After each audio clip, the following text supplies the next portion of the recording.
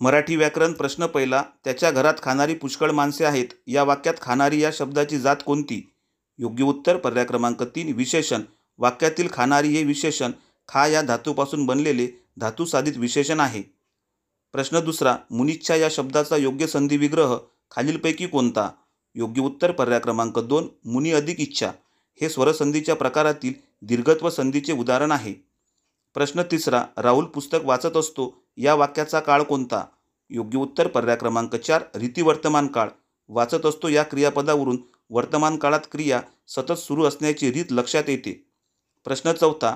खाली दिलेल्या पर्यायांपैकी एकवचनी शब्द कोणता? योग्य उत्तर पर्याय क्रमांक 1 भाकरी. भाकरी एकवचन, भाकऱ्या अनेकवचन. प्रश्न पाचवा. शेठ हा शब्द कोणत्या भाषेतून मराठी भाषेत रूढ झाला आहे?